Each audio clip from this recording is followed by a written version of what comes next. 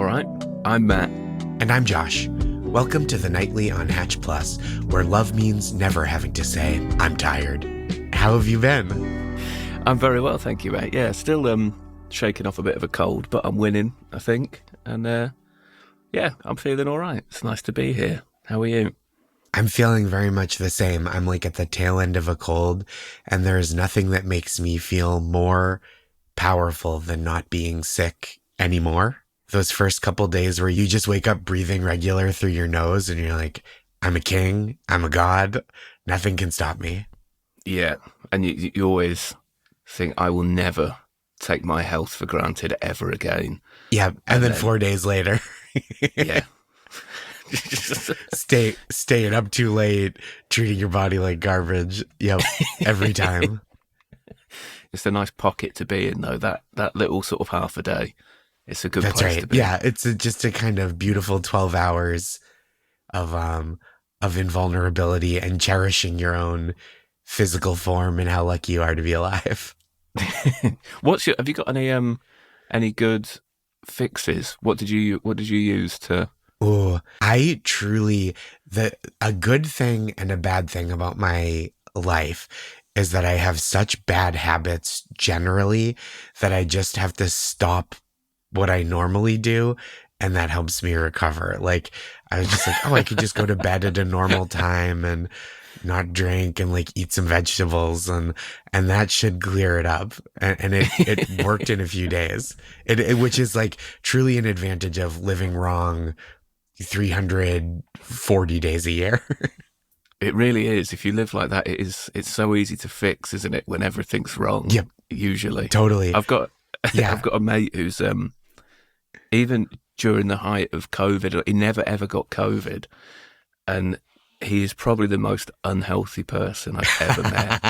And he's adamant that he never gets ill because his body's so toxic that any germs just don't survive. Yep. I don't know if it's got any biological grounding, but I sort of buy it. Yeah, it feels intuitive.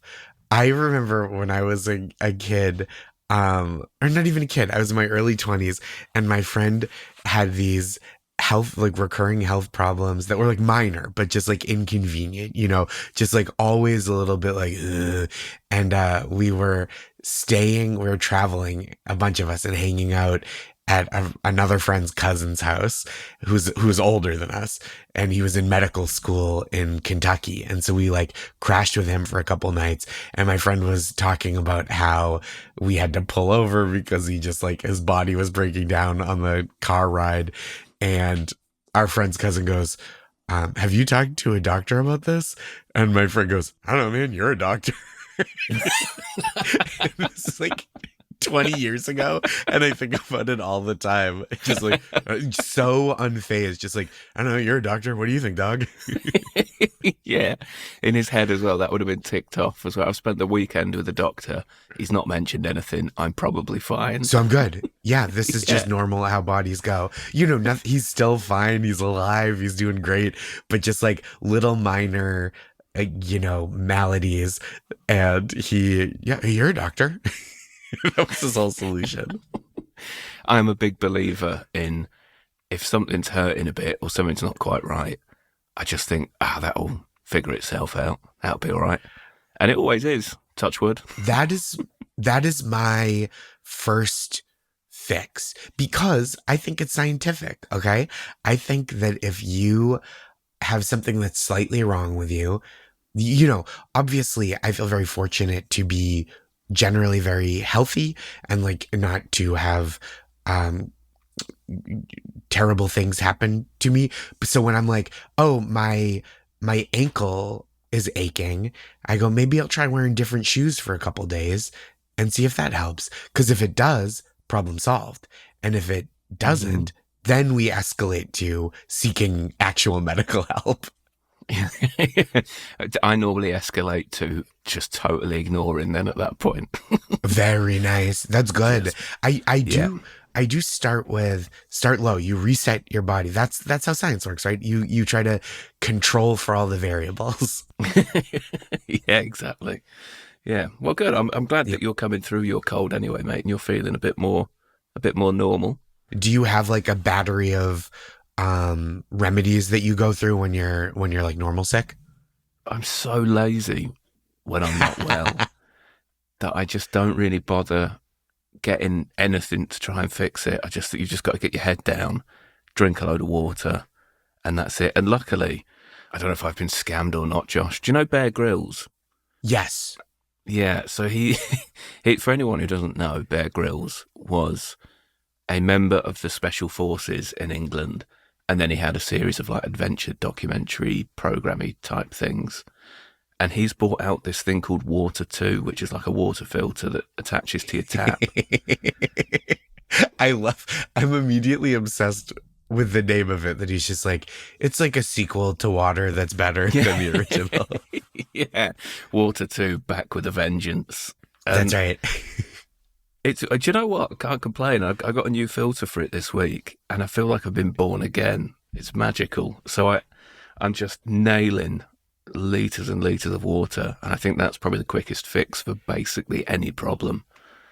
I do that too. I'll do a lot of water, especially because I drink a lot of seltzer normally, a little sparkling water, but switching to like water classic, water prime, I'm like, okay, now we're taking this seriously.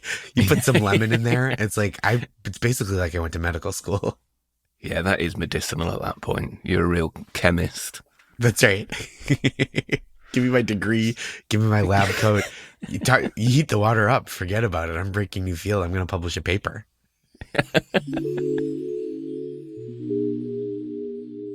Well, with that in mind, Josh, thinking about another career for you, I thought, as it's game night, I thought we'd play a bit of Would You Rather. Perfect. What do you have for me tonight?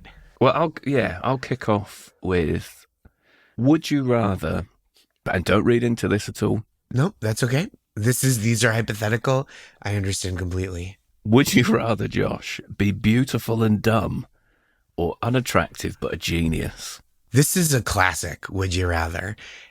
And, I think depending on how my self-esteem is and what's going on in the world, I do sometimes flip-flop on it.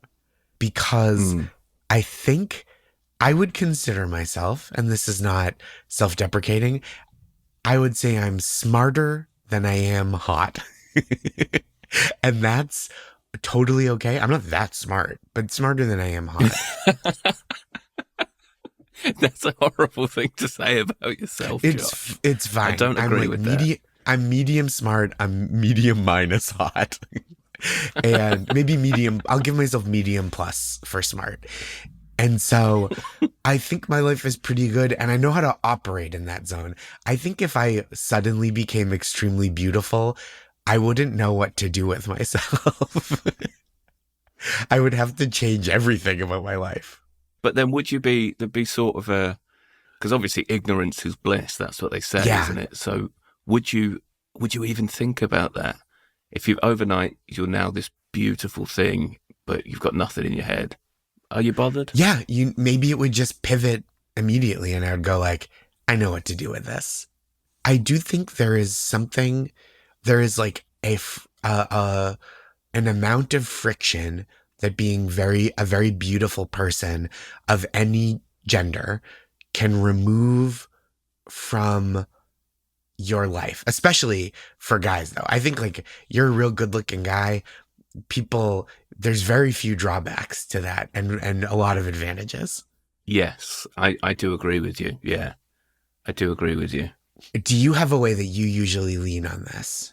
I mean, obviously we're both comedians, so I think this question in and of itself, be beautiful and dumb or unattractive but a genius, is almost, would you rather be an actor or a comedian?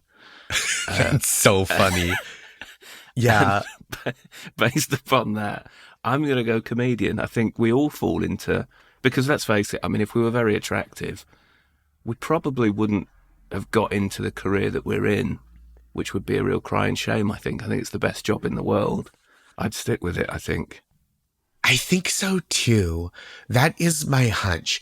But I wonder if that's the bias of two people that really enjoy the lives we have and would like to even enhance the good qualities, right? Like, I think if I were smarter, I would even be a better comedian. And I think I'm a pretty good comedian. I think I'd be a little more insight. I don't think I would be a better comedian if I was more handsome and less intelligent.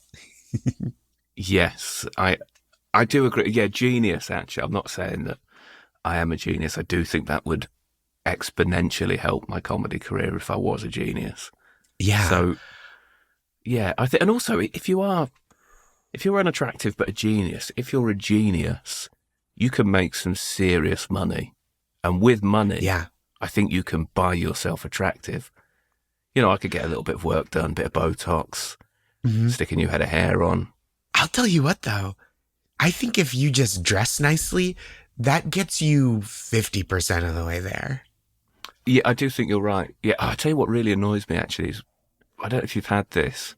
You meet like a super successful comedian who's like, and I'm talking like millionaire, and they don't dress well. I always think, what are you spending that money on?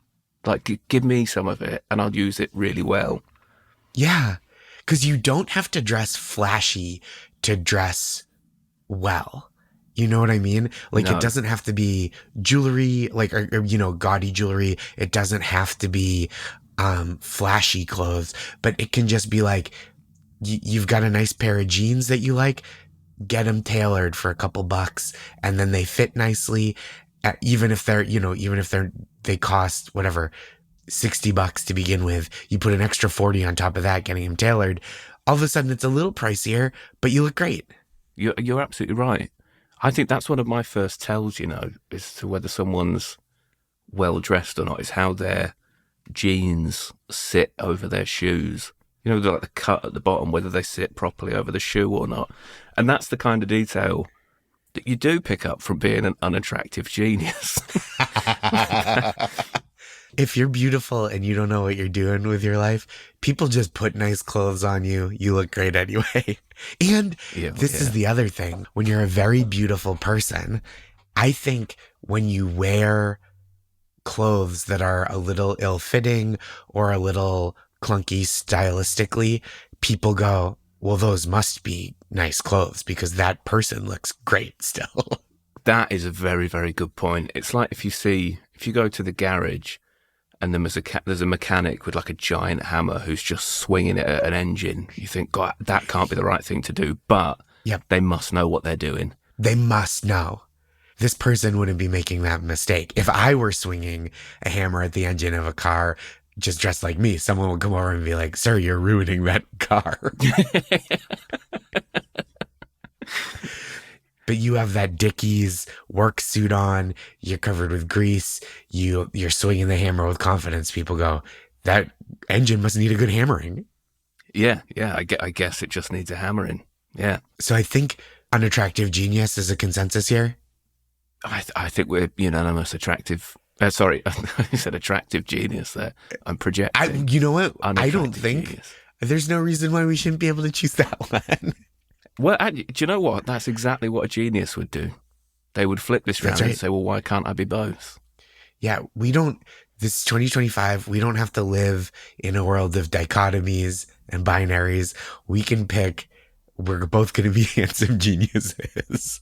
Also, we're forgetting here that attractiveness is a very subjective thing. Like, I had a really good summer because apparently the whole rat boy look was in. And genuinely, I felt a change. You feel like your general look was like being selected for socially? Yeah, and unfortunately, we are coming out the back of Rat Boy Summer now, so it's back to it's like when the clock strikes midnight in Cinderella. But I'll That's wait so funny. until that comes back round again. Incredible. I feel good about our answers. I do think there are probably people that don't think as deeply, they would have just answered right off the bat because they are not as overthinky as we are. And they're like, yeah, I'd love to be beautiful and never worry at all. And I respect that answer too. It's just not for me. Yeah, I agree. Now, what have you got, Josh? I've got one for you. And this one I think does kind of dovetail nicely with yours. Would you rather be cast on the television program Survivor or the the program Love Island? Would you rather be a Survivor cast member or a Love Island cast member? And my answer to this is way more immediate. Yeah, I think mine is as well. You are right that fits perfectly with the previous one. Yeah. Yep. And I'm assuming we're living in this dystopian world where me, as I am currently, could be cast on Love Island. So I don't change anything. Yeah, right. Yeah? This is, you are plunked in the world. You get, for whatever reason, or I get the absolute carte blanche to be plunked into the cast of one of these shows as is. Or we could, let's say you can do like a little prep, like the way you would normally prepare for one of these shows, but like you get a month. Right. Okay. Yeah. So nothing drastic. No huge changes. Yeah. I think I like the idea of Survivor, and I would like to test myself in that sense because I do think deep down somewhere I'd be quite good. But I mean, based on absolutely nothing. But I think I could be quite good. I think you could do it. You've got a cleverness, and that's a real important part of it. Yeah, sort of a snidiness. I think I could underhandedly do quite well. But I can't get past being on Love Island. I think would be a real win for the unattractive geniuses and the rats out there. Yeah, because as much as we did, and this is not about you specifically, but I do think a normal looking person on Love Island would be and a smart person would be a huge victory. I think it would. And also just the sheer aesthetic of it, I think would be really funny. Just it would be like so funny. Pair of swimming shorts. I'm going to have a baggy t-shirt on around the pool because I'm not going to compete with these fellas. I think that would be, I reckon you'd be a hero if you could somehow wangle your way onto a show like that. You would be such a fan favorite for certain people, absolutely loathed by other people, but like you would become like a folk hero. Oh, there would be some Instagram models out there fuming, just sat in front of their telly every night going, what is this chubby little see-through boy doing on my program? Just a guy punching himself in the abs. Like, oh, that should have been me. Yeah. So I reckon that's where I'd end up. But what about you, Josh? I love this choice. I think this is such a good choice. I'm going 1,000,000% the opposite direction because I do think Survivor would be more fun to experience. Love Island would be so funny after the fact, like incredible story. I don't think I would be great at Survivor, but I do think like I would enjoy the experience of trying and failing. Love Island. Yeah. Love Island, being on an island surrounded by gorgeous 22 and 23, you know, the over the hill ones are 23. That's when they're ready to be put out to pasture. Like personal trainers and dietitians and stuff. I think I would go mad within hours. Yeah, I think you would have to, you'd have to totally disassociate there. I mean, I'm 33, so I still love the idea of just being on the sun loungers, just being like, come on, bring your granddad a pint over, will you? It's so funny. I do think, like, I would rather watch you on Love Island than me on Survivor. I think it would be better TV. I don't know.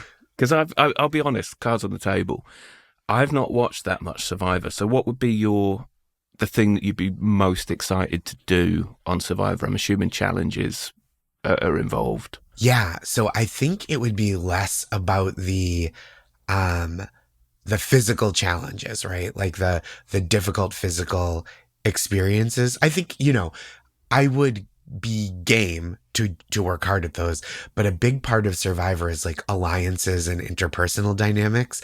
And I do think it would be fun to just like come in with great vibes and just be like, what's up, guys? Let's do this. I think we're all going to survive this one. I think it would be kind of a different energy to bring to the gameplay. I think we can all survive this. It's such a nice attitude. I will survive. You will survive. We're going to have a great time here together. The weather's great. Jeff Probst is here. If I was on to meet Jeff Probst, host of Survivor, let's do this together. Nice. Well, I think that's a great answer. I can't argue with that. And yours as well. I would love to see it, and I think that's so in my head now. That is all I'm going to think about this evening, and I think it's probably about time to turn in. I reckon, Josh. I'm going to have sweet dreams just imagining putting together a Survivor audition tape, and I'm going to drift off with those beautiful thoughts in my head. Good night, Matt. Yeah, you got this, Josh. I'll talk to you next time. Night, mate.